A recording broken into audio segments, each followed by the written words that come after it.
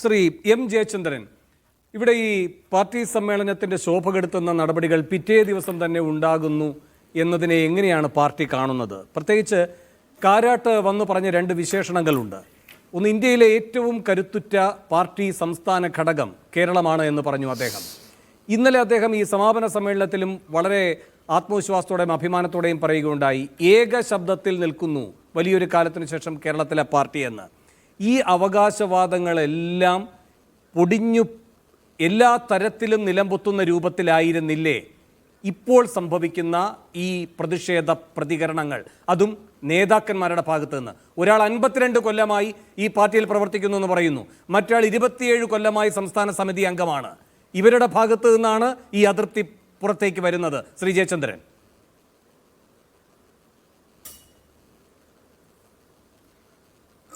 പത്മകുമാറിൻ്റെ അതൃപ്തിയുടെ കാരണം എന്താണെന്നുള്ളത് അദ്ദേഹം തന്നെ പറയുന്നു. വീണ ജോർജിനെ സ്റ്റേറ്റ് കമ്മിറ്റിയിൽ ഉൾപ്പെടുത്തിയതാണ്, ക്ഷണിതാവാക്കിയതാണ്.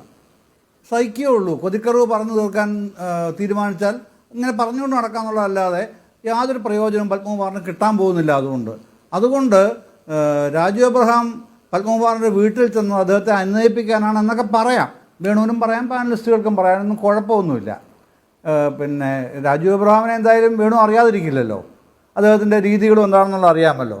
പിന്നെ ദീർഘകാലമായി രണ്ടുപേരും ജില്ലാ സെക്രട്ടേറിയറ്റിൽ പ്രവർത്തിക്കുന്നവരാണ്, വളരെ സൗഹൃദമുള്ള അടുത്ത സഖാക്കളാണ്.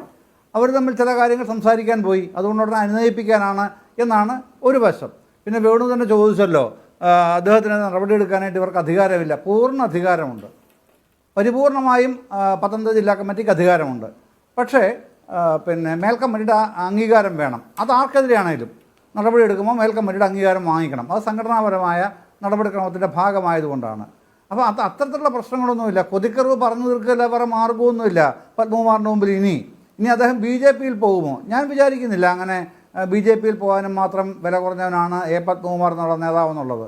അങ്ങനെയല്ല, അദ്ദേഹത്തിന് BJP-യിൽ പോകാനാണ് തോന്നുന്നതെങ്കിൽ ആർക്കാണ് തടുക്കാൻ കഴിയുക? അദ്ദേഹത്തിന് പോയി പ്രവർത്തിക്കാം, എന്താണ് കുഴപ്പം? കോൺഗ്രസിൻ്റെ സർവകാലത്തെയും സമാരാധ്യനായ ആദർശ പുരുഷനാണല്ലോ AK ആൻ്റണി, ഇപ്പോഴും ജീവിച്ചിരിക്കുന്ന AK ആൻ്റണി. അദ്ദേഹത്തിൻ്റെ മകൻ അനിൽ K ആൻ്റണി പിന്നെ IT സെല്ലിൻ്റെ ദേശീയ കോർഡിനേറ്ററായിട്ട് പ്രവർത്തിച്ച് വരവെയല്ലേ ഒരു സുപ്രഭാതത്തിൽ നേരെ പോയി BJP-യിലേക്ക് ചേരുന്നത്. ഡോക്ടർ ജിൻഡോ ജോണിനൊരു വിഷമവും തോന്നിയില്ലല്ലോ, അവരുടെ പാർട്ടിക്ക് ഒന്നും പറയാനില്ലായിരുന്നല്ലോ. പിന്നാലെ എന്താണ് സംഭവിച്ചത്? ലീഡർ K കരുണാകരൻ്റെ മകൾ പത്മജ വേണുഗോപാൽ നേരെ ഒരു ദിവസം ചെന്ന് BJP-യിലേക്ക് ചേരുകയാണ്. ആർക്കും ഒരു വികാരവും ഉണ്ടായില്ലല്ലോ. അതൊക്കെ നടക്കുന്ന നാടല്ലേ ഇത്? അതുകൊണ്ട് കോൺഗ്രസ് പാർട്ടി മുഴുവൻ കുട്ടിച്ചോറായിപ്പോയി എന്ന് ജിൻഡോ ജോൺ പറയുമോ? ഇല്ലല്ലോ.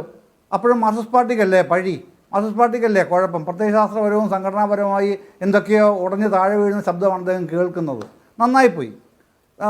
പിന്നെ മാർക്സിസ്റ്റ് പാർട്ടി കൊല്ലത്തെ സംസ്ഥാന സമ്മേളനം നടത്തി മൊത്തം തവിടുപൊടിയായി കഴിഞ്ഞു പത്മകുമാറിൻ്റെ ഈ പിന്നെ പ്രതികരണത്തോടുകൂടി എന്നൊക്കെ വിചാരിക്കാനും മാത്രമേ ഉള്ളൂ ജിൻഡോ ജോൺ എന്ന് ഞാൻ ഇതുവരെ കരുതിയിട്ടില്ല.